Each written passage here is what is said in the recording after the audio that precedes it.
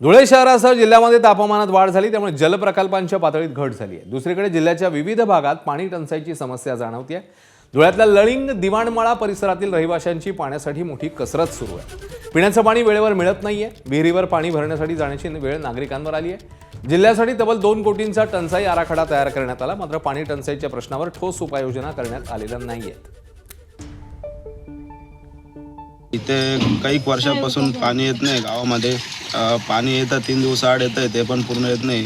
त्याच्यामुळं पिण्यासाठी पाणी भरायला एका शेतात विहिरीवर यावं लागतं। तर माझं एक मत आहे की ग्रामपंचायतनी लक्ष दिलं पाहिजे, गावाकडे पाणी आलं पाहिजे। धुळे शहरात 45 तापमान आहे, त्याच्यामुळं ग्रामपंचायतनी लक्ष दिलं पाहिजे, लोकांची काळजी घेतली पाहिजे।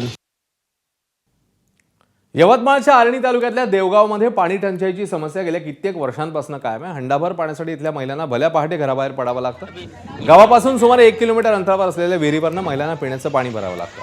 विशेष म्हणजे गावाजवळ देवगाव प्रकल्प आहे, मात्र त्याचा कोणताही उपयोग होत नाही अशी भावना गावकऱ्यांनी व्यक्त केली आहे। लाडकी बहीण योजनेचे पैसे नको, पण पाणी द्या अशी मागणी इथल्या महिलांनी केली। गावून पाणी येते, अकोल्याहून गावात खारीमध्ये पाण्याला जायला लागते, लहान लहान लेकर घेऊन उन्हामध्ये पाणीच नाहीत। काय करा, धरण जवळ आहे पण काही अर्थ नाही त्या धरणाचा। कोरडी पाईपलाईन करून आहे, 2 किलोमीटर धरण आहे। पाणी पाहिजे आम्हाला, लहान लहान लेकर घेऊन जावं लागते उन्हामध्ये, खारीमध्ये जावं लागते लहान लहान लेकर घेऊन। लोक घराच्या बाहेर निघत नाही पाण्याशिवाय, आम्हाला तर पाण्याच्या लेकरास घेऊन जावं लागते। कामाला केव्हा जावा? 7 वर्षापासून टाकी झाली, कोरडी टाकी पडून आहे। आणि पाण्याला केव्हा जावा आणि कामाला केव्हा जावा? ते 1500 रुपये देत आहे भाऊ, पण काय फायदा आहे आम्हाला लाडक्या बहिणी? पण आम्हाला पाणी पाहिजे। ते 1500 रुपये काही पुरत नाही, आम्हाला पाणी पाहिजे। कोल्हापूरच्या गांधीनगर प्राधिकरण अंतर्गत येणाऱ्या 13 गावांमध्ये पाणी पुरवठा सुरळीत होत नाहीये। त्यामुळे आज संतप्त ग्रामस्थांनी प्राधिकरणच्या कार्यालयावर घागर मोर्चा काढला। कोल्हापूर दक्षिणचे माजी आमदार ऋतुराज पाटील यांनी या आंदोलनाचं नेतृत्व केलं। 13 गावातल्या महिला मोठ्या संख्येने आंदोलनात सहभागी झाल्या।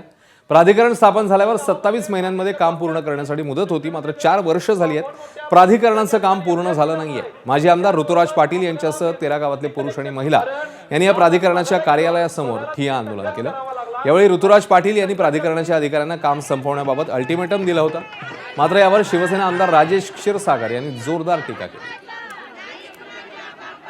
आज तिजोरी त्यांच्या ताब्यात आहेत हे सरकार नेहमी सांगतं, आणि मग आम्ही जेव्हा प्रशासनाला विचारतो, मेगा इंजिनिअरिंगची मीटिंग घेतो, तेव्हा आम्हाला एकच उत्तर मिळतं की आम्हाला अजून काही पैसे आलेले नाहीत म्हणून आम्हाला पुढे काम करतात। म्हणजे दरवेळी सरकार आम्हाला खोटं का बोलतं की आम्ही सगळ्यांना पैसे देतो? मग आमच्या मनामध्ये शंका आहे की 1 वर्षभरात पूर्ण करणार आहेत का, ही मनामध्ये शंका आहेच, पण कुठेतरी आम्हाला ह्याच्यावर निर्णय घ्यावा लागेल। आणि मी एवढं नक्की सांगतो, या महायुती सरकारला येणाऱ्या पुढच्या काळामध्ये जर हे काम वेळेत पूर्ण झालं नाही तर या 13 गावातील लोक हे निश्चितपणे तुमच्या विरोधात ताकदीनं या कोल्हापूर जिल्ह्यामध्ये उभा राहतील। म्हणजे ही जी काही नाटकं ते बंटी साहेब करतात, त्यांनी आता थांबवावी। स्वतः सत्तेवर असताना तुम्ही काही केलं नाही। घागरीत काय ते तपासून घ्यायला पाहिजे। घागरीत मला त्या ठिकाणी हिरे, मानके, जवारे आपण मिळवलेले त्यात असतील असं मला वाटतंय। भरपूर मिळवलेलं आहे, मिळवायचं तेवढं त्यांना कळतं।